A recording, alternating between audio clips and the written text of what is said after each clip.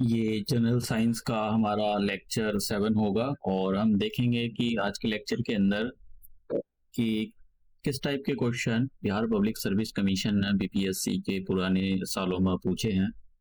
तो 2023 से लेकर और जितने भी पीछे क्वेश्चन हैं मैंने सारे के सारे इसके अंदर इंक्लूड किए हैं।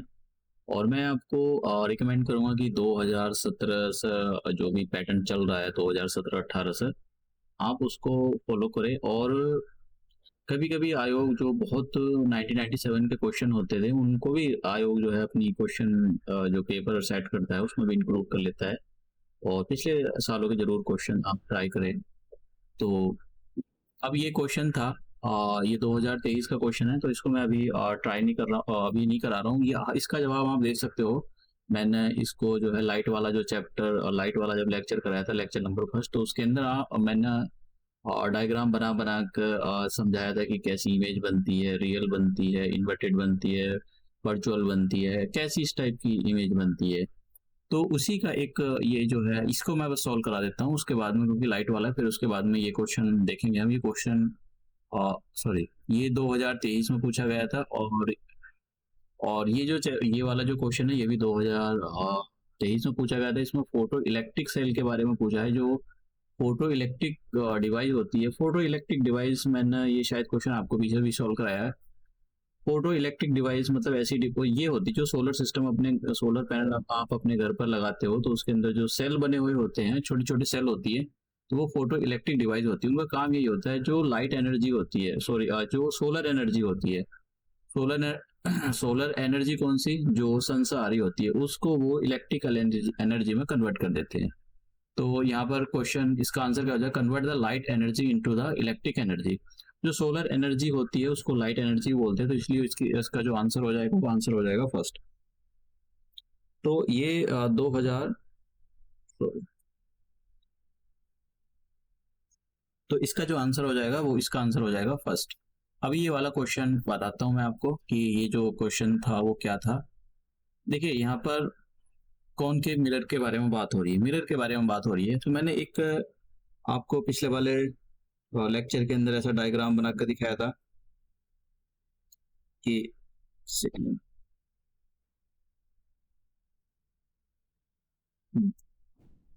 तो इस टाइप का कोई डायग्राम था और उसके अंदर मैंने एक कॉनकेव मिरर लगाया था। ये यहाँ पर पोल होता था और ये प्रिंसिपल एक्सिस है और यहाँ पर सेंटर ऑफ कर्वेचर होता था और ये यहाँ पर फोकस होती थी। तो क्वेश्चन ये है कि जब आपने ऑब्जेक्ट को सेंटर ऑफ कर्वेचर पर रखा है, सेंटर ऑफ कर्वेचर पर रखा है, तो जब सेंटर ऑफ कर्वेचर पर रखते हैं तो देखिए कैसे इमेज फॉर्मेशन होती है। तो मैं एक लाइन जो है प्रिंसिपल एक्सिस के पैरेलल ले जाता हूँ और जब ये लाइन इस कॉनकेव मिरर के जो ये वाला जो सरफेस होता है ये रिफ्लेक्टिंग सरफेस हो जाता है, रिफ्लेक्टिंग सरफेस। और ये वाली जो सरफेस होती है ये वाली, ये सिल्वर से कोटिंग, इसकी जो कोटिंग की जाती है वो सिल्वर से की जाती है, क्योंकि सिल्वर जो होता है बेस्ट रिफ्लेक्टर होता है, तो यहाँ पर सिल्वर की कोटिंग होती है। तो अपना जो फेस है वो आप यहाँ पर देखते हो, यहाँ इस वाली इस पर। तो जैसे ये जो लाइट है, ये कोई कैंडल खड़ा हुआ है, मान लो कि कैंडल की जो हाइट है मैं यहाँ पर 10 सेंटीमीटर ले लेता हूँ कि कैंडल जो है 10 सेंटीमीटर का है और ये जल रहा है। तो इससे जो रे चलेगी वो इस कॉनकेव मिरर से टकराएगी। टकराने के बाद देखिए मैं ऐसा पास कराता हूँ, एक तो इसकी रे मैंने पास करा दी, क्योंकि नियम है ये, जब भी ये जो रे होती है वो प्रिंसिपल एक्सिस के पैरेलल होती है, तो वो टकराने के बाद कॉनकेव मिरर से टकराने के बाद वो फोकस से पास होएगी। और एक जो मैं लाइन है मैं उसको ऐसे लाता हूँ, ये पोल से, और पोल से लाने के बाद मैं उसी एंगल से, जिस एंगल से ये आई है, सपोज करो ये 45 डिग्री है, तो आपको उसी एंगल से इसको भेजना पड़ेगा। तो लेट्स से मैंने कहा ये 45 था, तो देखो ये ऐसा बनेगा ऑब्जेक्ट। ये एग्जैक्टली फ्री हैंड से बनाया तो मैं ये नहीं बन पा रहा है, लेकिन ये बिल्कुल यहीं पर बनेगा। तो इमेज का साइज क्या होगा, इमेज का साइज भी 10 सेंटीमीटर का होगा। तो जब भी सेंटर ऑफ कर्वेचर में, सेंटर ऑफ कर्वेचर पर ऑब्जेक्ट को रखा जाता है, तो इमेज जो होती है, अगर जो 10, अगर कोई ऑब्जेक्ट आपने 10 सेंटीमीटर का रखा है तो इमेज भी 10 सेंटीमीटर की होगी। इसका मतलब ये हो गया कि जो सेम साइज की इमेज होगी, सेम साइज की जो है इमेज होगी। और कैसी होगी, इसका मुंह नीचे को है तो कैसी होगी, ये जो हो जब भी मुंह नीचे को हो तो उसको बोलते हैं हम कि वो इन्वर्टेड होगी।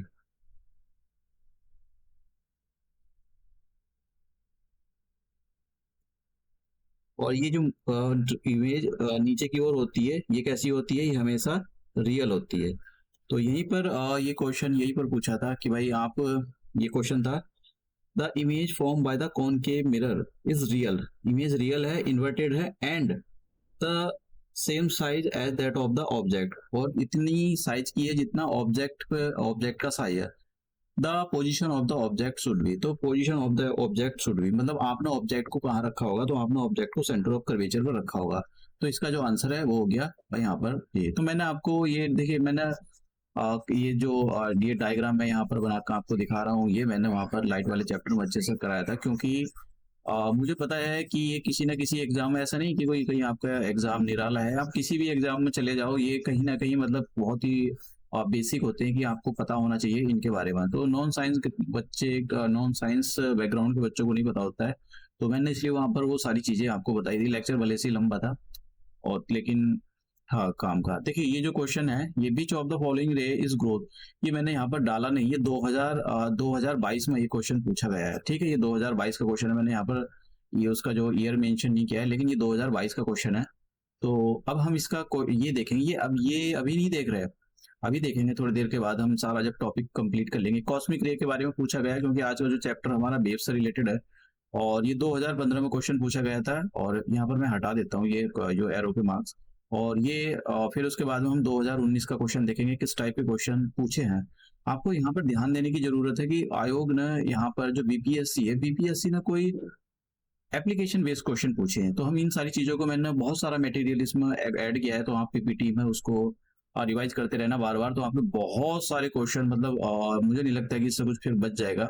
और यहाँ पर ये क्वेश्चन 2022 में पूछा, 2020 में पूछा है, फिर ये क्वेश्चन एक जो है पूछा है, तो इसको हम बाद में देखेंगे सारे ये क्वेश्चन। यहाँ पर ये काफी पुराना क्वेश्चन है, और ये 2020 में क्वेश्चन पूछा गया है। ये दो क्वेश्चन मैंने, एक ये और एक ये, दोनों अपनी साइड से रखे हैं, तो आपको सॉरी कौन से, हाँ ये दोनों क्वेश्चन मैंने अपनी साइड से रखे हैं, एक ये और एक ये 2-4 क्वेश्चन मैंने अपनी साइड से रखे हैं। आपको इसको ट्राई करना चाहिए इन क्वेश्चनों को। तो हम अपना जो चैप्टर हमारा वेव्स है, वेव्स, ये एस लगा हुआ है, मैंने यहाँ पर एस लगाना चाहिए उसको, ठीक है। तो हम पढ़ेंगे अब ये जो वेव्स होती है, ये होता क्या है, ये जो होता है ये एक डिस्टरबेंस होता है। किस टाइप का डिस्टरबेंस होता है, ये इस टाइप का डिस्टरबेंस होता है। तो आप यहाँ पर देख रहे होगे जो पार्टिकल्स है वो ऊपर नीचे मूवमेंट कर रहे हैं, और मैं इसका एक सही जो एक एनिमेशन है वो यहाँ पर दिखाता हूँ, जरा आप इसको बहुत ध्यान से देखना। और ये जो ये जो आप देख रहे हो, ये ब्लैक ब्लैक बॉडी से आप जो देख रहे हो यहाँ पर, इसको ध्यान से देखने की जरूरत है कि ये कैसे मूव करेगा। तो मैं अब यहाँ पर एनिमेशन को प्ले कर रहा हूँ, और आपको देखना कि कैसे यहाँ पर जो वेव है और ये पार्टिकल में दोनों में क्या रिलेशन होता है।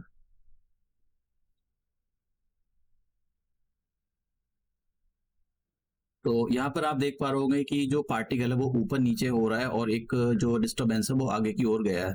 तो जो वेव्स होती हैं वो होती क्या है, वो एक्चुअली डिस्टरबेंस होता है, जो कि आगे की ओर बढ़ेगा, आगे की ओर बढ़ता है डिस्टरबेंस। और ये पार्टिकल्स है, ये भी हो सकता है कि ये इधर ही जिस डायरेक्शन में वेव्स आ रही है उसी डायरेक्शन में जाए, या इस वेव्स के परपेंडिकुलर डायरेक्शन में हो। तो ये डिपेंड करता है इसी तो वेव्स, बस मुझको यहाँ दिखाना था कि वेव्स होते क्या हैं। ये जो है ये डिस्टरबेंस होते हैं वेव्स, और कुछ नहीं होता है।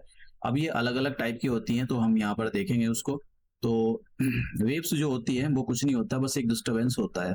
अब ये डिस्टरबेंस को ही हमको समझना है कि भाई ये जो डिस्टरबेंस होते हैं कितने टाइप्स के होते हैं। तो वेव्स यहाँ पर 2 टाइप्स की होती है। एक तो होती है मैकेनिकल वेव्स।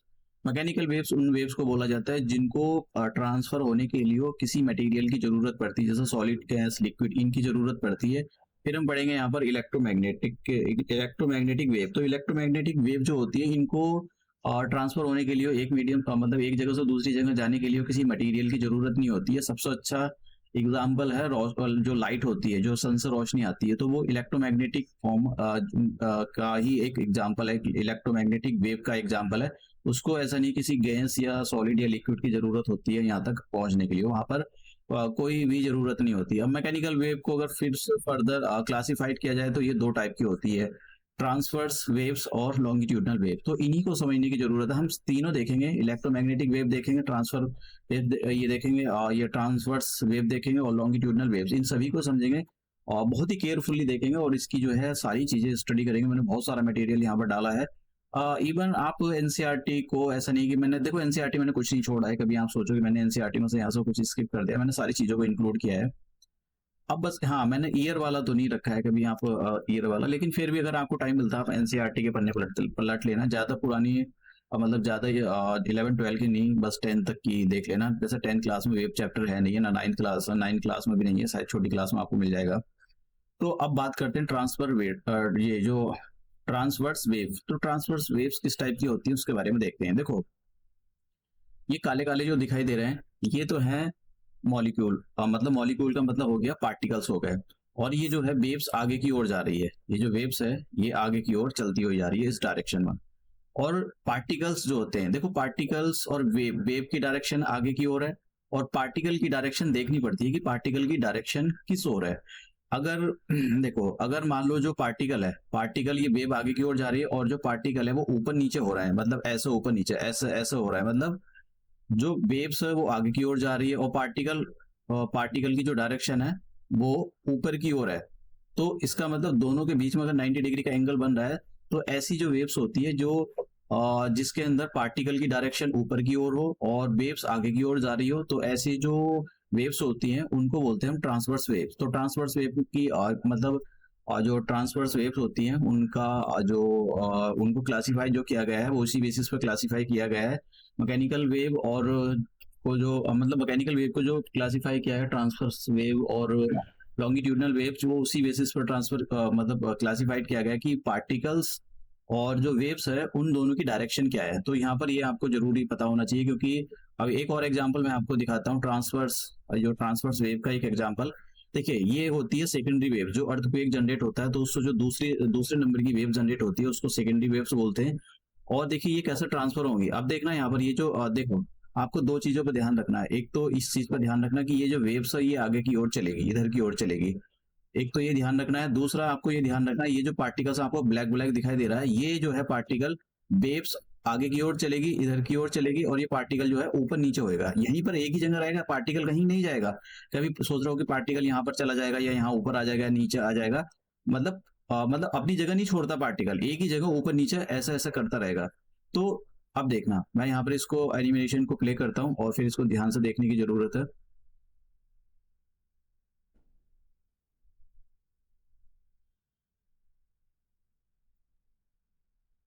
तो वेव्स आगे की ओर गई और पार्टिकल्स ऊपर नीचे हुआ है। फिर से रिप्ले करता हूं इसको। तो इसी टाइप की जो वेव्स होती है जिसमें देखिए डायरेक्शन आगे की ओर थी वेव्स की, और पार्टिकल ऊपर नीचे हो रहा था, मतलब दोनों के बीच में 90 डिग्री का एंगल था। तो इस टाइप की जो वेव्स होती हैं वो ट्रांसवर्स वेव होती हैं। और ट्रांसवर्स वेव का एक एग्जांपल है जो अर्थक्वेक की जो सेकेंडरी वेव्स होती है वो। तो ये जो सेकेंडरी वेव्स मैंने ये जो लिखी है, ये जब अर्थक्वेक जनरेट होता है तो दूसरे नंबर की जो वेव्स जनरेट होती है जिनको सेकेंडरी वेव्स बोलते हैं, सेकेंडरी वेव्स जो होती है वो ट्रांसवर्स वेव का एक अच्छा एग्जाम्पल है। ठीक है, और यहाँ पर आप देख सकते हो। अब बात करते हैं हम लॉन्गिट्यूडनल जो वेव्स की, इसके बारे में देखो। अब यहाँ पर ध्यान से देखना, इसके अंदर होगा क्या, जो लॉन्गिट्यूडनल वेव्स के अंदर वेव्स जो डिस्टरबेंस है, मतलब वेव्स की डायरेक्शन आगे की ओर होगी, तो पार्टिकल्स की डायरेक्शन भी इधर की ही ओर होगी। तो वो आप देखना यहाँ पर, जरा ध्यान से देखना है। जैसे ये पार्टिकल है, ये वाला, और इसकी एक पोजीशन ये है, तो ये आगे की ओर जा रहा है ऐसा, और वेव्स भी जो है आगे की ओर जा रही है, अगर आप देख रहे हो तो सांप की तरह आगे की ओर जा रही है। तो इस टाइप की जो वेव्स होती है जिसमें जो पार्टिकल्स होते हैं उनकी डायरेक्शन और वेव्स की डायरेक्शन सेम डायरेक्शन हो, मतलब वेव्स भी इधर जा रही है, ठीक है, डिस्टर्बेंस भी आगे की ओर जा रहा है, और पार्टिकल जो है उसकी डायरेक्शन भी इधर की ओर है। तो ऐसी जो वेव्स होती हैं वो लॉन्गिट्यूडनल वेव्स होती हैं। और इसका सबसे अच्छा एग्जाम्पल अर्थक्वेक की प्राइमरी वेव्स। देखो जब अर्थक्वेक जनरेट होता है तो उस तीन टाइप्स की वेव जनरेट होती है, प्राइमरी वेव्स, सेकेंडरी वेव्स, और जो होती हैं और भी टाइप की जो है वेव जनरेट होती हैं, थर्ड वेव जनरेट होती हैं। तो वो सरफेस वेव उनको बोला जाता है, तो हम उनके बारे में नहीं देख रहे हैं। तो सबसे अच्छा एग्जाम्पल जो है यहाँ पर जो लॉन्गिट्यूडनल वेव्स होती है उसका प्राइमरी वेव्स है। तो प्राइमरी वेव्स जो होती हैं वो लॉन्गिट्यूडनल का सबसे अच्छा एग्जाम्पल। अब देखना, मैं यहाँ पर प्राइमरी वेव्स का ये जो एनिमेशन प्ले करूंगा, और आप देखना ये पार्टिकल आगे की ओर जाएगा और डिस्टरबेंस भी आगे की ओर जाएगा।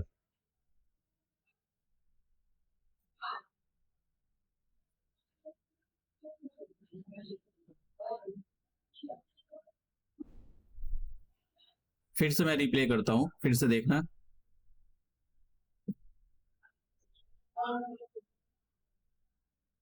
तो जिधर वेव्स जा रही आगे की ओर, तो वेव्स आगे की ओर जा रही है, ठीक है, तो पार्टिकल का मूवमेंट भी आगे की ओर हो रहा है, मतलब वेव्स और पार्टिकल्स की जो डायरेक्शन है वो सेम डायरेक्शन है। तो ऐसी जो वेव्स होती हैं उनको हम लॉन्गिट्यूडनल वेव्स बोलते हैं, और प्राइमरी वेव्स जो है लॉन्गिट्यूडनल का एक सबसे अच्छा एग्जांपल है। अब बात करते हैं हम इलेक्ट्रोमैग्नेटिक। देखो इसके अंदर जो हम ये जो मैं आपको लॉन्गिट्यूडनल वेव्स पढ़ा रहा हूँ, ये इसके अंदर एक एग्जांपल होता है साउंड वेव्स। जो मैं बोल रहा हूँ आपको आपको मतलब जो साउंड वेव्स वो सुनाई दे रही है, साउंड वेव्स होती है। वैसे तो ये साउंड वेव्स नहीं है, आपके सामने कोई खड़ा हुआ कोई कहता है और भाई कैसे हो, तो that is the sound waves. तो फेस टू फेस, तो हम यहाँ पर देखेंगे कि इसका दूसरा एग्जांपल देखेंगे लॉन्गिट्यूडनल वेव का, साउंड वेव्स। इनको क्वेश्चन पूछे गए, काफी इंपॉर्टेंट क्वेश्चन है ये, तो मैंने बस एनिमेशन के थ्रू आपको समझाना था, और ये अच्छा भी एग्जांपल है, इसलिए ये मैंने यहाँ पर एनिमेशन डाला है। अब बात करते हैं हम इलेक्ट्रोमैग्नेटिक वेव्स की। इलेक्ट्रोमैग्नेटिक वेव्स, देखो इलेक्ट्रोमैग्नेटिक वेव्स जो है ये जैसा आप देख रहे हो ना, साइकिल से ऊपर नीचे चल रही, पैडल आगे पीछे जा रहा है, वैसे ये इसको जो एक्सप्लेन करना ये काफी मुश्किल काम होता है। और ये जो एक इसका जो यहाँ पर आप देख रहे हो, तो ये काफी मुश्किल काम है। लेकिन समझो कि किस टाइप से जो इलेक्ट्रोमैग्नेटिक वेव्स के बारे में नहीं पूछेगा आपसे, कि आपसे कभी ये भाई पूछे कि भाई ये बताओ कि ये जो है कैसे ऐसे कैसे चल रही, किस नियम से चल रही, फलाना ढिमकाना, ऐसा कुछ नहीं पूछने वाला। बस मैं आपको दिखा रहा हूँ डायग्राम में कि भाई ये एक्चुअली में होती कैसे है। कुछ लोगों को ऐसा डिस्टर्बेंस चलता रहता है दिमाग में कि भाई ये क्या है, वो मतलब समझ में नहीं आता है। जो नॉन साइंस के बैकग्राउंड के बच्चे होते हैं उनको समझ में नहीं आता है, लेकिन मैं आपको कोशिश कर रहा हूँ कि ये इन छोटे छोटे एनिमेशन से ये सारी चीजें आपको अच्छे से समझ में आए। आप देखो इलेक्ट्रोमैग्नेटिक वेव्स होती हैं, ये कोई इलेक्ट्रोमैग्नेटिक, पहले स्पेक्ट्रम को समझो। ये जो स्पेक्ट्रम आप यहाँ पर ये देख, ये जो देख, ये मैंने आपको सबसे पहले जब लाइट चैप्टर पढ़ा रहा था तो वहां पर बताया था। तो जब भी देखिए होता क्या है, ये हमारा सन है, सन से रे निकलती है, तो सन से जो रे निकली, एक इसका एक टुकड़ा तोड़ लो, ठीक है, और इस टुकड़े को, ये जो आपने टुकड़ा तोड़ा है, इसको एनालाइज करोगे तो वो ऐसा दिखाई देगा, ठीक है, ऐसा दिखाई देगा। उसमें अलग अलग टाइप की वेव्स आती हैं, अलग अलग, इसको पूरा इलेक्ट्रो, ये जो आपने तोड़ा, इसको तोड़ को मैग्नीफाई करके जो देखा वो, जिसमें ये रेडियो वेव्स भी थी, माइक्रो वेव्स भी थी, इंफ्रारेड भी थी, और अल्ट्रा वायलेट भी थी, और विजिबल लाइट भी थी, एक्स रे थी भी, और ये भी थी गामा रे। तो ये जो है ये सारी की सारी एक छोटे से टुकड़े के अंदर बंद होती हैं, इसके अंदर। तो इसको मैग्नीफाई करके दिखाया गया है ये, अदरवाइज आपको तो ये एक व्हाइट रोशनी ही लगेगी, एक छोटा सा जो है टुकड़ा लगेगा कि भाई ये जो है एक ही किरण आ रही है, लेकिन वो एक्चुअली कॉम्बिनेशन होता है। तो इसी को हम जो है इसको मैग्नीफाई करके देखें तो यही हमारा जो इलेक्ट्रोमैग्नेटिक वेव होती है। तो इसके अंदर काफी सारी वेव है।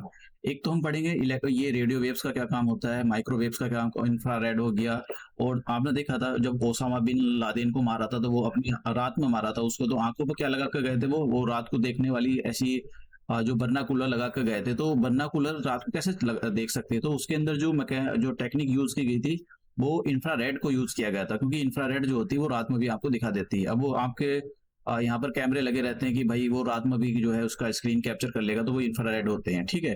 फिर उसके बाद में यूवी, यूवी का क्या काम होता है, एक्सरे, इनके बारे में सबके बारे में देखेंगे, क्योंकि आयोग ने जो क्वेश्चन पूछे हैं वो एप्लीकेशन पर ज्यादा ध्यान दिया है, तो इसलिए इनकी एप्लीकेशन हम देखेंगे। तो यहाँ पर मैंने और अच्छे से इसको दे दिया है कि ये यहाँ पर जो गामा रे होती हैं, और ये गामा रे मैंने देखो वेवलेंथ और इसके लाइट वाले चैप्टर में इसको बता दिया, मैं यहाँ पर दोबारा नहीं को बताऊंगा। एक्सरे, ये एक्सरे हो गया, और ये अल्ट्रा वायलेट और ये इंफ्रारेड, और इसके बीच में होती है विजिबल लाइट जो हमको हमारी आंखों से दिखाई देती है। और ये होती है हमारे पास दूसरी वेव्स कौन सी होगी, ये माइक्रोवेव्स हो गई, ठीक है। और यहाँ पर और ये रेडियो वेव्स हो गई। तो हम इन्हीं वेव्स के बारे में देखेंगे, थोड़ा सा जानेंगे इसके बारे में। देखो फिर से बता देता हूँ आपको, कभी आपको ये लॉन्गिट्यूडनल वेव्स है, मैं साउंड वेव्स के बारे में पहला इलेक्ट्रोमैग्नेटिक वेव खत्म कर लूँ, उसके बाद में ये जो लॉन्गिट्यूडनल का दूसरा एग्जांपल साउंड वेव्स उसके बारे में पढ़ाऊंगा। तो पहले मैं ये और जो यहाँ पर इलेक्ट्रोमैग्नेटिक वेव्स के बारे में आपको पढ़ा रहा हूँ। देखो इलेक्ट्रोमैग्नेटिक वेव्स जो होती है, यहाँ पर ये गड़बड़ लिखा हुआ है, ये एक्चुअली जो है 3 × 10⁸ मीटर पर सेकेंड। देखो ये जो इलेक्ट्रोमैग्नेटिक वेव सन से आ रही है, तो इनकी स्पीड कितनी होती है, एक क्वेश्चन तो इसी पे पूछा था आयोग ने। देखो इनकी जो स्पीड होती है, अब ये कोई अलग थोड़ी है, ये जो लाइट है, ये लाइट की स्पीड का पता आपको 3 × 10⁸ मीटर पर सेकेंड होती है। तो इलेक्ट्रोमैग्नेटिक वेव और कुछ थोड़ी होता है, यही होता है बस। तो जिसकी स्पीड, लाइट की स्पीड जो है वही इलेक्ट्रोमैग्नेटिक स्पीड होती है। तो ये जो वो सिंपल सा क्वेश्चन था, पता नहीं ऐसा बच्चों ने नाम सुना होगा, इलेक्ट्रोमैग्नेटिक वेव क्या होती है ये? अरे वो लाइट का एक टुकड़ा होता है, जो उस लाइट के टुकड़े की स्पीड होती है वही उसकी जो है इलेक्ट्रोमैग्नेटिक, पूरा इलेक्ट्रोमैग्नेटिक वेव जो होता है वो एक टुकड़े के अंदर ही तो समाया हुआ है। तो ये क्वेश्चन था। अब बात करते हैं कॉस्मिक रे की। ये जो कॉस्मिक रे है, इसमें यहाँ पर एक क्वेश्चन था तो इसलिए मैंने आपको बता दिया। ये जो कॉस्मिक रे होती है, ये जो इलेक्ट्रोमैग्नेटिक वेव्स है इसका पार्ट नहीं है। ठीक है, यहाँ पर इलेक्ट्रोमैग्नेटिक वेव्स जो मैं आपको ये दिखा रहा हूँ, ये इसका पार्ट नहीं है। तो फिर ये क्या है? ये अलग से वेव्स होती हैं, इसमें ये काफी मतलब हाईली चार्ज पार्टिकल होते हैं, इनमें बहुत एनर्जी होती है। तो कॉस्मिक रे के बारे में क्वेश्चन है तो हम उसको सॉल्व करेंगे, फिर देखेंगे। अब यहाँ पर रेडियो वेव्स के बारे में देखो, यहाँ पर कौन सी वेव है? ये वाला, ये हम रेडियो वेव्स के बारे में बात करेंगे अब कि इनके क्या क्या यूज हैं।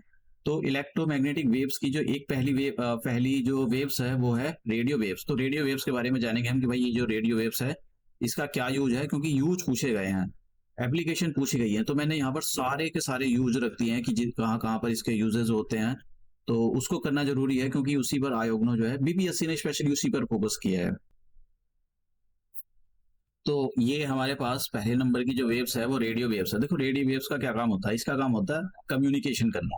ठीक है, रेडियो वेव्स का जो है इसका जो काम होता है कम्युनिकेशन करना। आपने रेडार देखा है, मैंने आपको बताया था रेडार में जो है रेडियो वेव का यूज होता है। तो आपसे देखो इन्हीं छोटी छोटी चीजों पे क्वेश्चन पूछे गए आयोग में। समझ गए आप कि रेडार में कौन सी जो है वेव्स का यूज करते हैं? तो रेडियो वेव्स का यूज करते हैं। और ये जो अभी हम देखेंगे कि जो रेडियो वेव्स होती है, हमारा जो एटमॉस्फेयर है उसमें एक आयनोस्फीयर है, उसमें आयंस होते हैं, चार्ज पार्टिकल होते हैं। तो ये जब भी नीचे से जाएंगी ग्राउंड से तो उससे टकराएंगी और फिर ग्राउंड पर आ जाएंगी, फिर टकराएंगी फिर नीचे आ जाएंगी। तो अगर किसी बंदे ने यहाँ पर बोला हेलो तो वो उसको इतनी फास्ट स्पीड से जाती हैं तो तुरंत एकदम सुनाई देगा हेलो। तो ये किसकी वजह से होता है? ये होता है हमारे पास जो हम ये सब करते हैं ये रेडियो वेव्स की वजह से होता है। तो इसके बारे में आपको पता होना चाहिए। ठीक है, तो ये भाई टेलीविजन आपका, आप लोग बैठे हुए देख रहे हो कि भाई टेलीविजन आ रहा है, उस पर मूवी आ रही है सलमान खान की। तो ये सब किसकी वजह से होता है? वॉइस कम्युनिकेशन करते हो आप।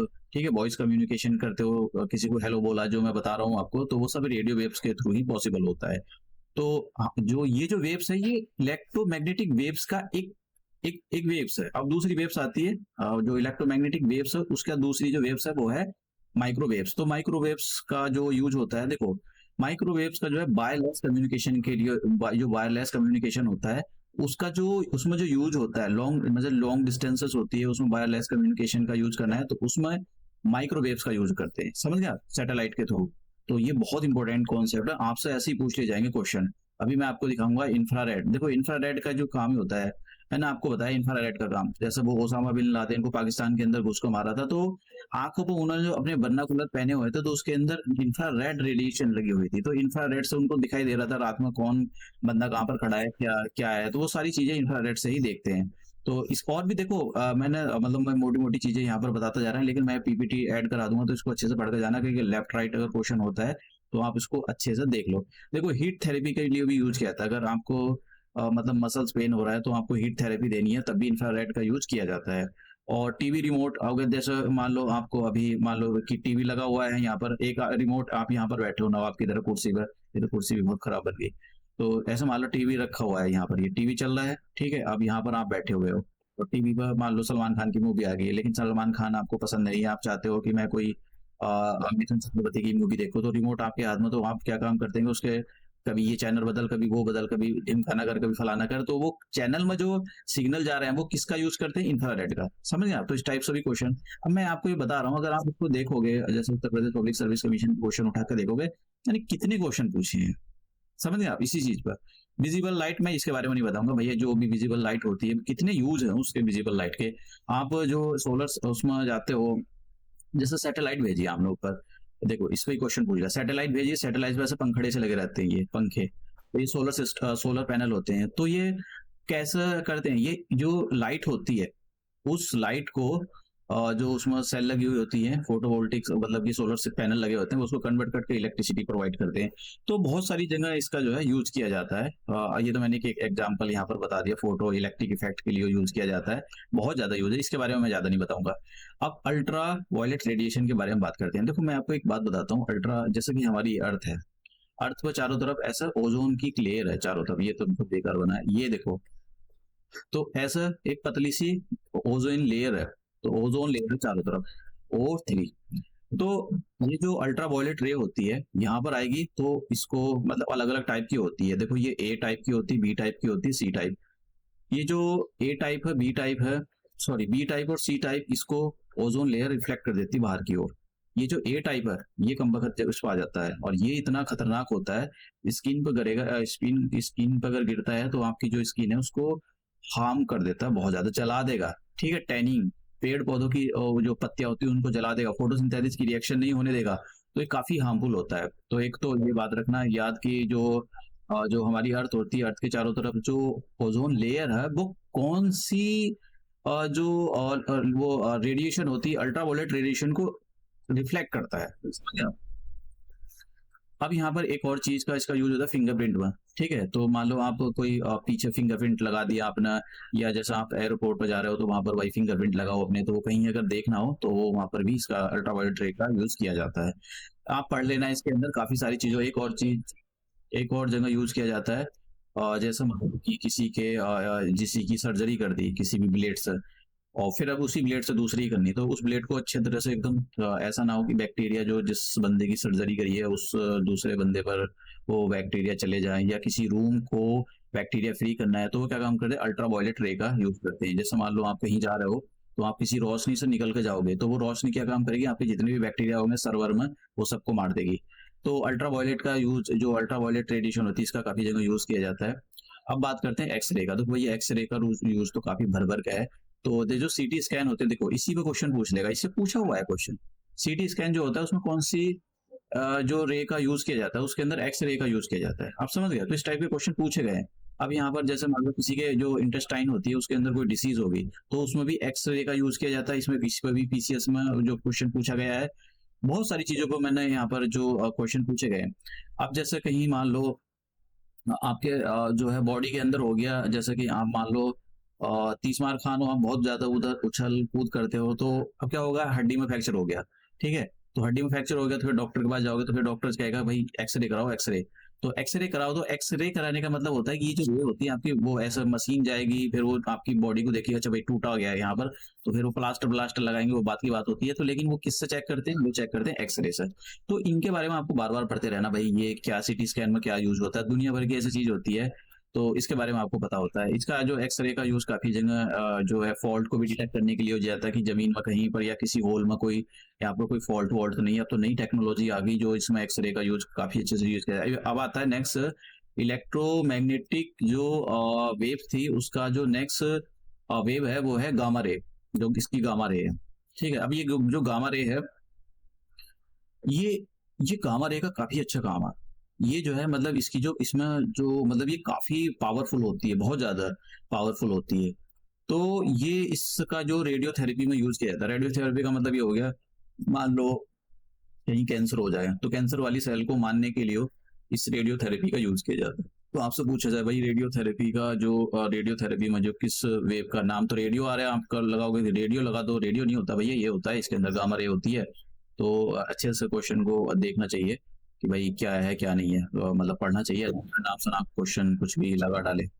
अब बात करते हैं लॉन्गिट्यूडनल वेव्स के बारे में। देखो मैंने आपको बताया लॉन्गिट्यूडनल वेव्स का, मैंने प्राइमरी वेव्स बताया था कि प्राइमरी वेव्स जो है बहुत अच्छा एग्जांपल है लॉन्गिट्यूडनल वेव्स का। अब लॉन्गिट्यूडनल वेव्स में एक वेव्स और आती है साउंड वेव, इसको क्वेश्चन भर भर गए, इसलिए हमको पढ़ना जरूरी है, क्योंकि अलग से ही चैप्टर है इसका 11th क्लास की 12th क्लास की फिजिक्स में। तो ये साउंड वेव होती है, ये लॉन्गिट्यूडनल वेव्स होती है, इसके बारे में पता होना चाहिए आपको। और ये कैसे प्रोपेगेट करती हैं, कैसे चलती है, मैंने एक डायग्राम रखा था, पता नहीं कहाँ चला गया। हाँ देखिए, अरे यार देखिए, ऐसे चलेंगी ये ऐसे चलेंगे। तो ये जो वेव्स होती है, मैंने आपको बताया था कि वेव्स इधर जा रही है, और जो पार्टिकल्स होते हैं, पार्टिकल्स का जो मोशन होता है वो भी इधर ही होता है, पार्टिकल भी इधर ही जाता है, तो इसलिए इनको हम लॉन्गिट्यूडनल वेव्स बोलते हैं।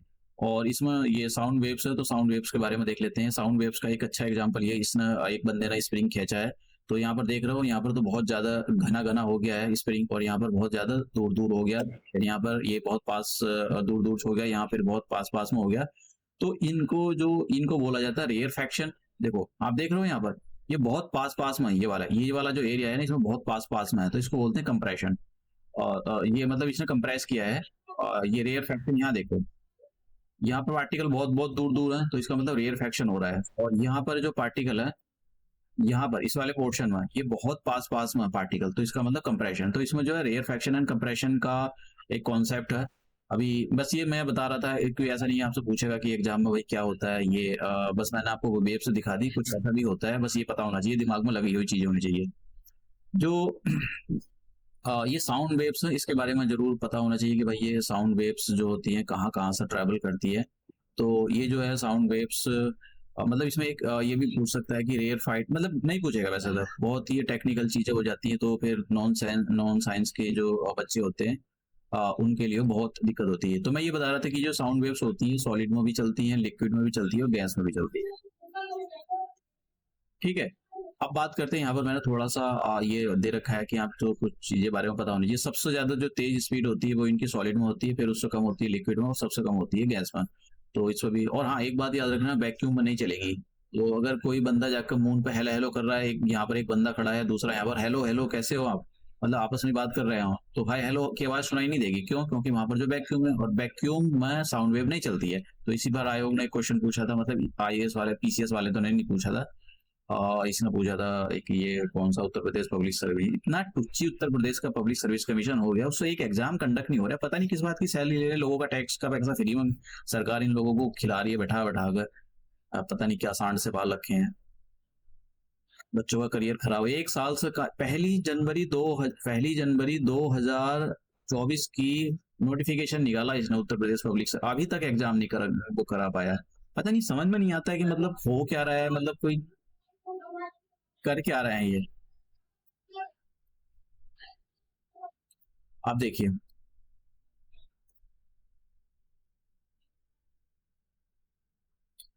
अब यहाँ पर कुछ थोड़ी सी काम की चीजें हैं।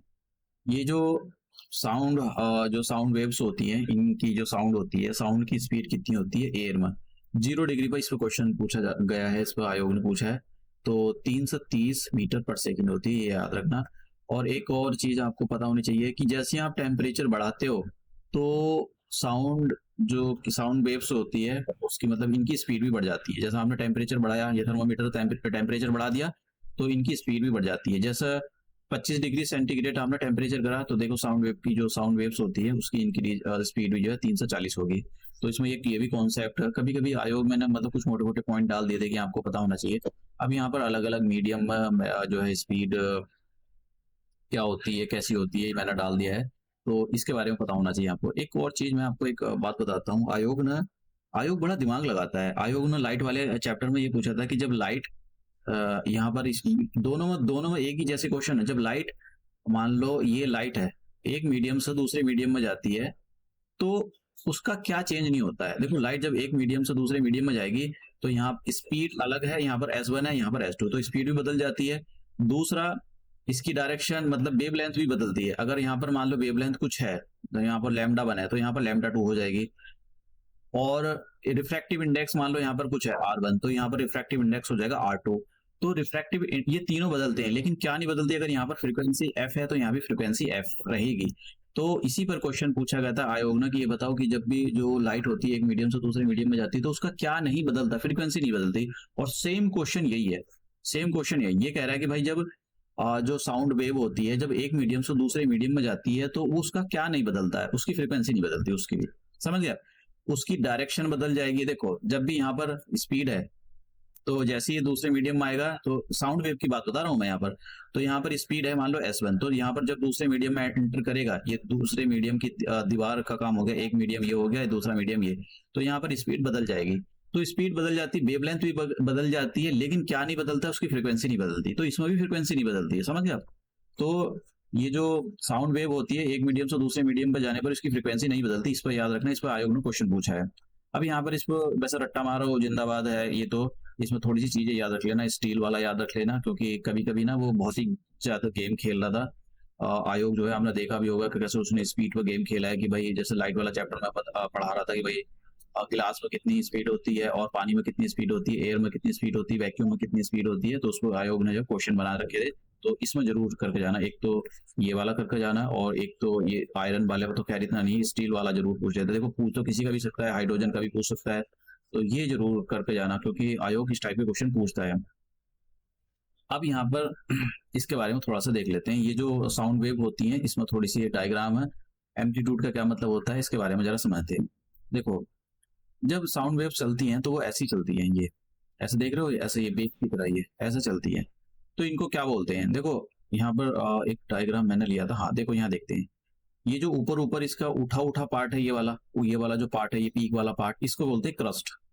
और ये जो नीचे वाला पार्ट गया, जैसे वेव एक बार तो ऐसे जाएगी तो ये पीक पॉइंट होगा, और वेव जब नीचे की ओर आएगी तो इसका ये सबसे लोएस्ट पॉइंट होगा, तो ये लोएस्ट पॉइंट को हम बोलते हैं ट्रफ। फिर ये ऊपर जाएगा, फिर इसका सबसे ऊंचा पॉइंट हो जाएगा क्रस्ट। तो दो क्रस्ट के बीच की जो डिस्टेंस होती है उसको वेवलेंथ बोलते हैं। या दो ट्रफ को मिला दो, जैसे ये आगे बढ़ेगी तो ये इसका लोएस्ट पॉइंट हो जाएगा, तो इस वाली ट्रफ और इस वाली ट्रफ के बीच की जो डिस्टेंस होगी उसको वेवलेंथ बोलते हैं। वेवलेंथ को जो है लैम्डा से रिप्रेजेंट करते हैं, ठीक है। तो यहाँ पर जो मैं आपको बस ये बता रहा था, अभी मैं इस पर आऊंगा, पहले एम्पलीट्यूड के बारे में बता दूं कि एम्पलीट्यूड क्या होता है। देखो ये जो यहाँ देखो, ये मीन वैल्यू होती है। मीन वैल्यू का मतलब हो गया कि इसी के चारों तरफ जो है वेव ऊपर नीचे हो रही है। तो ये ऊपर मैक्सिमम कहाँ तक गई है, यहाँ से लेकर यहाँ तक गई है, तो इसी को एम्पलीट्यूड बोलते हैं। तो मैंने यहाँ पर डायग्राम में एम्पलीट्यूड के बारे में बता रखा है कि भाई एम्पलीट्यूड क्या होता है। तो अब वो पूछ लेता है एम्पलीट्यूड है क्या, तो एम्पलीट्यूड जो है यहाँ से लेकर यहाँ तक की डिस्टेंस है, या फिर यहाँ से यहाँ तक, तो कोई सी भी एक डिस्टेंस एम्पलीट्यूड होता है, उसकी मैक्सिमम डिस्टेंस होती है। मान लो कि ये कोई वेव है ऐसे जा रही है, एक बार तो ऐसे हो गई है, तो इसको आगे खींचो तो ये इसका एम्पलीट्यूड हो जाएगा, ये भी इसका एम्पलीट्यूड, ये भी इसका एम्पलीट्यूड, आप समझ गए। तो वो जो एम्पलीफायर हो जाता है कि भाई एम्पलीफायर लगा दिया आपने अपने वो गाने चला रहे हैं हम, तो हम एम्पलीफायर लगा दे, उसका मतलब क्या, वो वेव्स को ऐसा बहुत ज्यादा कर देता है जिससे एम्पलीट्यूड बढ़ जाता है और आवाज जाती है दूर तक। तो एम्पलीट्यूड को ए से रिप्रेजेंट किया जाता है, और इसकी जो एसआई यूनिट होती है, क्योंकि ये डिस्टेंस को रिप्रेजेंट करता है और डिस्टेंस को हमेशा मीटर से रिप्रेजेंट किया, तो एसआई यूनिट जो होती है एम्पलीट्यूड की वो मीटर होती है। तो इसके बारे में मोटी मोटी चीजें आपको पता होना चाहिए। फ्रीक्वेंसी होती क्या है? देखो फ्रीक्वेंसी, मेरी बात सुनो, फ्रीक्वेंसी होती क्या है? फ्रीक्वेंसी होती है कि एक सेकंड में, जैसे मान लो एक सेकंड है, कोई कितने चक्कर काटे, जैसे मान लो एक सेकंड टाइम लगा दिया आपने, तो 1 2 3 4 5 6 7 8 9 10, तो हम बोलेंगे कि इसकी फ्रीक्वेंसी 10 है। तो फ्रीक्वेंसी उसी को बोलते हैं कि एक सेकंड में उसमें कितनी जल्दी चक्कर काट दिए, मतलब पूरा कंप्लीट एक चक्कर कंप्लीट रेवोल्यूशन कर दिया। रेवोल्यूशन तो बोलेंगे उसके लिए, कंप्लीट साइकिल बोला जाता है, सही शब्द तो यही है। अब इसकी जो यूनिट क्या होती है, बहुत आता है, हर्ट्ज इसकी यूनिट होती है। देखो इसकी जो यूनिट, इसके बारे में याद रखना कि जो फ्रीक्वेंसी होती है, फ्रीक्वेंसी होती है 1/n, और इसकी जो यूनिट होती है टाइम, वैसे तो ये टाइम होता है, एक रिलेशन होता है इनमें, देखो यहाँ पर टाइम पीरियड में t = 1/n, ये एक रिलेशन होता है फ्रीक्वेंसी के अंदर, टाइम पीरियड के अंदर। तो यहाँ पर ये याद रख लेना कि ये जो जैसे ये वाला था t = 1/n, n को इधर ले जाओ, इसको ऐसे भी लिखा जाता है कि n = 1/, क्या हो गया, तो 1/t, और t की जो यूनिट क्या होती है, सेकंड, तो इसको ऐसे भी लिखा जाता है जो सेकंड की पावर -1, या फिर इसको ऐसे भी लिख दो हर्ट्स। तो हर्ट्स जो है इसकी ये फ्रीक्वेंसी है। तो अगर पूछा जाए फ्रीक्वेंसी हर्ट्स की, हर्ट्स नहीं, फ्रीक्वेंसी की जो यूनिट है वो हर्ट्स है, तो ये बात याद रखना। बात करते हैं टाइम पीरियड की। तो टाइम पीरियड होता है क्या है, देखो जैसे एक चक्कर लगाएगी कोई ये, तो इसने एक चक्कर लगाने में कितना टाइम लिया, वही उसका और टाइम पीरियड होता है। तो टी से रिप्रेजेंट किया था, जैसे भी पता लग रहा है कि भाई टाइम है तो मतलब सेकंड में होगा इसकी ऐसा यूनिट। और दोनों में रिलेशन मैंने ये बता दिया कि दोनों में जो रिलेशन होता है t = 1/n, n फ्रीक्वेंसी है, या फिर ऐसा लिखो n = 1/1 टाइम। तो एक दूसरे के रेसिप्रोकल होते हैं। अब बात करते हैं यहाँ पर वेवलेंथ। वेवलेंथ क्या होती है, दो क्रस्ट के बीच की जो डिस्टेंस होती है उसको ये वेवलेंथ होती है, या दो ट्रफ के बीच की जो कॉन्सिक्यूटिव ट्रफ है, दो पास की जो ट्रफ है उनके बीच की जो डिस्टेंस होती है वो वेवलेंथ होती है, इसको लैम्डा से रिप्रेजेंट करते हैं, क्योंकि ये एक डिस्टेंस होती है, तो डिस्टेंस की जो ऐसा यूनिट होती है वो मीटर होती है, तो इसके बारे में याद रखना। बात करते हैं नेक्स्ट, लाउडनेस और इंटेंसिटी। देखो अब बस इसमें थोड़ी थोड़ी चीजें याद कर लो, ऐसा नहीं कि आपको बहुत ज्यादा मतलब करने की जरूरत, तो वो बहुत करने की जरूरत है। देखो एक तो इंटेंसिटी, आपसे पूछा जाता है कि व्हाट इज द जो इंटेंसिटी ऑफ द साउंड है उसकी जो यूनिट क्या होती है, तो डेसिबल में इसको मेजर किया जाता है। तो एक तो ये याद करके जाना, ये काफी इंपॉर्टेंट है। और बाकी तो ऐसा लाउडनेस जो होती है वो इंटेंसिटी को डिपेंड करती है। इंटेंसिटी का मतलब क्या हो गया, इंटेंसिटी का मतलब होता है कितनी एनर्जी रिलीज हो रही है। जैसे देखो अगर आपने धीरे धीरे बोल रहे हो तो कैसा कैसा बनेगा आपका ग्राफ, ऐसा बनेगा, ऐसा ग्राफ बनेगा। लेकिन अगर मतलब एकदम आपने खूब शराब बराब पी रखी है कि फलाना कर दूंगा ढिमकाना कर दूंगा, तो फिर आपका ग्राफ ऐसा बनेगा, खूब एनर्जी रिलीज होगी, समझ गए आप? तो ऐसा कुछ ग्राफ बनेगा। तो मतलब यहाँ पर क्या हो गया, यहाँ पर इंटेंसिटी हाई है, यहाँ पर इंटेंसिटी कम है, मतलब यहाँ पर ज्यादा एनर्जी रिलीज हुई है, यहाँ पर कम एनर्जी रिलीज हुई। धीरे धीरे बात करोगे तो आवाज एकदम प्यारी रहेगी, अच्छी सी ऊपर वाला ग्राफ बनेगा। और अगर आपने ऐसा बात करी तो आपकी जो आवाज है बहुत खराब हो जाएगी, लाउड हो जाएगी। तो ये सारी चीजें थी इसमें, वैसे तो इतना जरूरी नहीं है, पूछा तो नहीं है। अब यहाँ पर बात करते हैं फ्रीक्वेंसी की, साउंड के बारे में। देखो जो हमारे कानों को जो कान जो हम जो सुन सकते हैं आवाज, वो उसकी फ्रीक्वेंसी कितनी होनी चाहिए, 20 हर्ट्ज से लेकर और 20,000 हर्ट्ज के बीच में फ्रीक्वेंसी होनी चाहिए। उसी के बीच में हम गाने सुन सकते हैं, कुछ भी सुन सकते हैं। अगर मान लो 20 हर्ट्ज से कम है तो उस नहीं उस वो हमको सुनाई नहीं देगी। और ऐसी फ्रीक्वेंसी जो 20 हर्ट्ज से नीचे होती है उसको इंफ्रा सोनिक वेव्स बोलते हैं, और ये हमको नहीं सुनाई देती है। और ऐसी फ्रीक्वेंसी जो 20,000 हर्ट्ज से ऊपर की होती हैं उनको हम अल्ट्रासोनिक वेव्स बोलते हैं, जो हमको नहीं सुनाई देती। भैया अल्ट्रासाउंड इसी पर काम करता है। अब देखिए मान लो किसी के यहाँ पर कोई किसी की वाइफ प्रेग्नेंट है, उसको बोलेगा डॉक्टर भैया अल्ट्रासाउंड कराओ, अल्ट्रासाउंड। तो अल्ट्रासाउंड कराने का मतलब क्या हो गया, अल्ट्रासोनिक वेव्स वो पेट में भेजेगा और देखेंगे भाई बच्चे की और मम्मी के अंदर से तबीयत कैसी है। तो अभी इसी पे क्वेश्चन पूछा था, बताओ इसमें मतलब क्या कहें, मतलब आपको बेसिक नहीं पता है तो फिर कुछ नहीं हो सकता है। एक और चीज, ये जो इंफ्रासोनिक वेव्स होती है ये इतनी बहुत हमारे कान सुन नहीं पाते, तो इसको जैसे कौन सुनेगा, इसको सुन लेते हैं एलिफेंट। तो जब भी अर्थक्वेक आने वाला होता है तो अर्थक्वेक आने से पहले ये इंफ्रासोनिक वेव जनरेट होती है, तो हाथी हाथी उती राइनो इधर उधर भागने लगेंगे, सांप निकल के अपने बिल्ली से भागेंगे, तो इसका मतलब समझ जाना फिर गड़बड़ होने वाली है। अब अल्ट्रासोनिक वेव्स, तो अल्ट्रासोनिक वेव्स कौन जनरेट करता है, देखो हम तो जनरेट कर नहीं सकते भाई, हम तो बहरे हो जाएंगे, लेकिन लोग बाग डीजे वाले गाना भी सुनते हैं। तो एक तो जैसे डॉल्फिन है ये जनरेट करती है, वैट होती है। आपसे क्वेश्चन पूछा जा सकता है कि वैट जो है रात में कैसे उड़ती है, भैया अल्ट्रा जो सोनिक वेव्स होती है वो छोड़ती है, वो टकराती है, फिर उसको पता लग जाता है। अब इनका यूज कहाँ पर होता है, बहुत जगह यूज होता है अल्ट्रासोनिक का। पानी में ऐसे छोड़ो, पानी में क्या वो देखना आपने जो यूज करते हैं वो और सोनार में ऐसे वो वेव भेजेंगे नीचे, तो वो जमीन से टकराएगी, फिर उसकी जो है रिसीवर लगा रहता है वो उसकी मूर्ति बता कर दिखा देगा भैया नीचे जमीन में ये है। तो वहां भी यूज किया जाता है। और अभी मैंने जो अभी आपको बताया कि भाई जो है अल्ट्रासाउंड में भी इसका यूज किया जाता है, इस पर भी आयोग ने क्वेश्चन पूछा था, सारे क्वेश्चन हम सॉल्व करेंगे। एप्लीकेशन मैंने यहाँ पर दे दी है। जैसे मान लो ये जैसे मान लो किसी की पथरी है किडनी में, ठीक है, तो उसकी जो किडनी है ये जो अल्ट्रासोनिक वेव्स है ये भेजी जाएगी, और वो जो पत्थर है छोटा सा उनको छोटे छोटे पार्ट में तोड़ा जाएगा। तो फिर आप जब सुसु वगैरह करोगे तो वहाँ पे सुसु में पत्थर निकल जाएगा, तो एक तो इसी काम आता है। तो ऐसी ऐसी एप्लीकेशन आपसे पूछी जा सकती है। और जो सोनार मैंने आपको बता दिया भैया, सोनार में भी इसी का यूज किया जाता है। जैसे कहीं मान लो कहीं क्रैक डेवलप हो गया, जैसे मान लो कि आपकी कोई मशीन है और मशीन है ऐसी, और कोई मशीन में ऐसा पतला सा एक रॉड है, यहाँ पर क्रैक डेवलप हो गया, आपको पता ना लग रहा है, तो आप क्या काम भेजोगे, इसके अंदर अल्ट्रासोनिक वेव्स भेजोगे, तो वो जहाँ क्रैक होंगे वो बता देगा अच्छा भाई इसके अंदर क्रैक डेवलप हो गया। तो इसका काम ये भी होता है, आप पढ़ लेना इसको अच्छे से, एक बार मैंने मोटी मोटी बात बता दी यहाँ पर। इस पर क्वेश्चन पूछा था। जैसा कि जो बच्चा मैंने आपको बताया था कि छोटा बच्चा होता है, उसकी मम्मी को बोला जाता है कि भाई यहाँ पर एक्सरा कराओ एक्सरा। तो एक्सरा कराने का मतलब उसका मतलब क्या होता है, वो सोनोग्राफी होती है। तो सोनोग्राफी में किसका यूज करते हैं, ये जो अल्ट्रासोनिक वेव्स होती है इनका यूज किया जाता है। तो ये ऐसी ऐसी चीजें पता होनी चाहिए, इन्हीं पे क्वेश्चन पूछा था। अब मैं आपको रियलिटी दिखा देता हूँ कि भैया उन्होंने किस टाइप के क्वेश्चन पूछे थे। ये मैंने आपको करा दिया, ये करा दिया। और देखिए ये वाला क्वेश्चन 2022 में पूछा था, विच ऑफ द फॉलोइंग रे या waves are use to know the growth of the foetus in the womb. माँ के पेट में एक छोटा सा बच्चा हो जाए उसकी कंडीशन जानने के लिए कौन से अल्ट्रासोनिक वेव्स का यूज करते हैं। अल्ट्रा वायलेट रे का यूज नहीं करते, कभी पता लगा तुम बच्चे को मारो, क्योंकि उसमें इंटेंसिटी ज्यादा होती है, कभी नुकसान कर देगा, तो इसलिए वो बोला जाता है धूप में मत देख लो भैया। तो अल्ट्रासोनिक वेव का यूज करते हैं। दूसरा क्वेश्चन ये, कॉस्मिक रे क्या है, कॉस्मिक रे हाईली चार्ज पार्टिकल होते हैं, आर द चार्ज पार्टिकल, ये can be charge as well as uncharge, none of, ये भी नहीं है, ये भी नहीं है, अनचार्ज पार्टिकल ये भी नहीं है, तो इसका आंसर हो जाएगा पहला। समझ गए आप।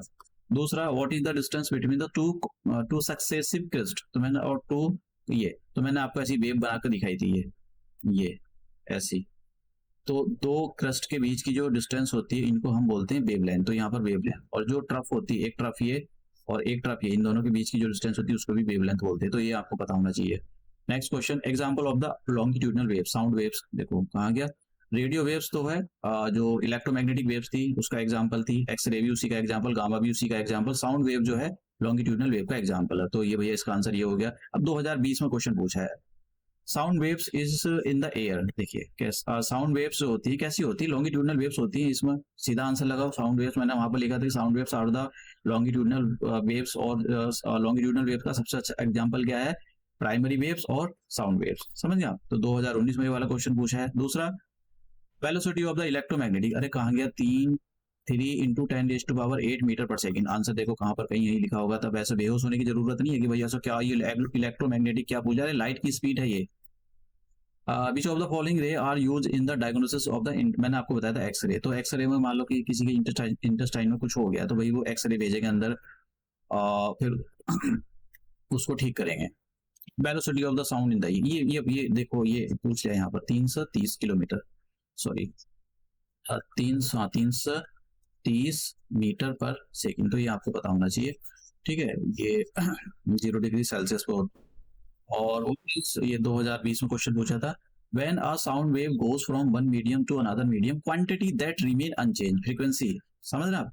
तो अब ये क्वेश्चन आपको, जैसे ये वाला क्वेश्चन था, ये कहीं नहीं मिलेगा, ये अपने आप में डिफिकल्ट क्वेश्चन है। बच्चे करेंगे अरे क्या ये लगाओ वो लगाओ, अरे बक्कड़ बक्कड़ बम्बे वो कुछ तो ठीक होगा, अरे नन होगा ये लगा दो, क्वेश्चन गलत। तो देखो तुक्केबाजी से कोई पीसीएस नहीं बनता है। तो अगर कोई सोचेगा कि भाई पीसीएस तुक्केबाजी से 1-2 क्वेश्चन ठीक कर लोगे, सारे थोड़ी कर लोगे।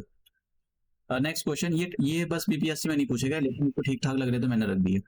विच one of the following atmospheric layers, actually ये UPSC Uttar Pradesh public service commission में पूछे गए क्वेश्चन है। Which of the following atmospheric layers are responsible for the deflection of the radio waves. तो मैंने आपको बताया था हमारी जो अर्थ है, इस अर्थ के अंदर, जैसे हमारी अर्थ है तो चारों तरफ एटमॉस्फेयर है, तो इसकी एक लेयर होती है आयनोस्फेयर, इसमें आयन मिलता है। तो आपने बोला यहाँ से जो ऐसा वो ये चारों तरफ है, तो ऐसे जो है रेडियो वेव्स ऐसे टकरा के जमीन पर ऊपर नीचे आती रहती हैं। तो आप बोलोगे हेलो, यहाँ से मान लो कि अमेरिका से किसी ने बोला हेलो, तो कहाँ पर, दिल्ली में आपको सुनाई देगा उसको हेलो तुरंत एकदम। तो वो आयनोस्फीयर जो है आयन होते हैं, और वो रेडियो वेव को टकराते रहते, इधर से उधर भेजते रहते हैं। तो आंसर इसका डी हो जाएगा। वायरलेस कम्युनिकेशन इज रिफ्लेक्टेड, देखो वायरलेस कम्युनिकेशन इज ये is reflected back to the earth surface, ये कहाँ गया, आयनोस्फीयर। समझ गया? दूसरा, which one of the following is not example of the electromagnetic. तो ये भी इलेक्ट्रोमैग्नेटिक की एक टाइप है, ये भी X ray, gamma ray, ultraviolet, supersonic waves नहीं है। ये एक्चुअली जो सुपरसोनिक वेव्स है ये मैंने आपको बताया नहीं है सुपरसोनिक वेव्स के बारे में, लेकिन एलिमिनेशन मेथड से आप इसको कर सकते हो कि जैसे मैंने इलेक्ट्रॉनिक वेव्स के बारे में और इलेक्ट्रोमैग्नेटिक वेव्स के बारे में आपको गामा रे के बारे में बताया था, तो इसका मतलब ये भी हमारी जो है कौन सा नहीं है, इलेक्ट्रोमैग्नेटिक वेव्स, तो ये भी है और ये भी है। अल्ट्रावायलेट के बारे में तो मतलब ये तीनों है, तो मतलब यही आंसर होना चाहिए। तो इस एलिमिनेशन मेथड से भी आप जा सकते हो। यहाँ पर डी ऑप्शन है इसका, अगर आपको नहीं पता है, पहली 3 के बारे में पता है, लास्ट वाले में नहीं पता है। देखो एलिमिनेशन नॉलेज का सही यूज करना चाहिए। एलिमिनेशन का मतलब यही होता है, ऐसा नहीं कि भाई कि आप जाते हो शादी क्वेश्चन की यही होगा। देखो हमेशा बहुत ही कभी कभी कंट्रोवर्शियल क्वेश्चन हो जाते हैं, तो देख दाख के क्वेश्चन को सॉल्व करना चाहिए। Which one of the following types of the waves are used in the night vision apparatus? ये कह रहा है कि रात में जो आप वो चश्मा लगाकर नाइट विजन में घूमते हो, ओसामा बिन को लादेन को मारा था, तो उसमें कौन सा किसका यूज किया था, इंफ्रारेड का यूज किया था। तो यही पूछ रहा है क्वेश्चन। तो ये मैंने आपको क्वेश्चन सॉल्व करके दिखाया, और मैं इसका पीपीटी नीचे ऐड करा दूंगा। ये मैंने यहाँ पर बहुत सारी चीजें आपको इसके अंदर बहुत सारी डाली है, आपको इसको अच्छे से पढ़ने की जरूरत है। अगर आप ये कर लेते हो तो मुझे नहीं लगता है कि भाई इससे कुछ बच जाएगा, लेकिन फिर भी ऐसा ज्यादा कॉन्फिडेंस या ओवर कॉन्फिडेंस में नहीं आना चाहिए कि भाई वैसा तो नहीं है कि मैं ही पेपर बना रहा हूँ। कभी मैंने आपको दिखाया भी है कि कभी कभी उसने 11-12 के क्वेश्चन भी फाड़ू क्वेश्चन पूछे हैं, तो कुछ कह नहीं सकते, लेकिन फिर भी पढ़ते रहना चाहिए, दिमाग तेज रहता है क्वेश्चन। लेकिन हाँ, ऐसी कोई अनाप शनाप आपको कोई टेस्ट सीरीज जो हमने ज्वाइन कर लिया है, वो फिर आपको इतना परेशान करके रख रहा है कि वो मेरे से क्वेश्चन क्यों नहीं सॉल्व हो रहा है, तो ये पिछले साल के क्वेश्चन करने जरूरी होते हैं। क्योंकि देखो टेस्ट सीरीज तभी काम करती है जब आपकी बेसिक फंडामेंटल क्लियर है। फंडामेंटली क्लियर नहीं है, आप लेकर बैठे हो टेस्ट सीरीज 10 क्वेश्चन आपने रट रटा कर लगा दिए, तो ये कोई काम नहीं करता है। तो ये लेक्चर हम अपना यहीं समाप्त करते हैं और मिलते हैं अपने नेक्स्ट लेक्चर में।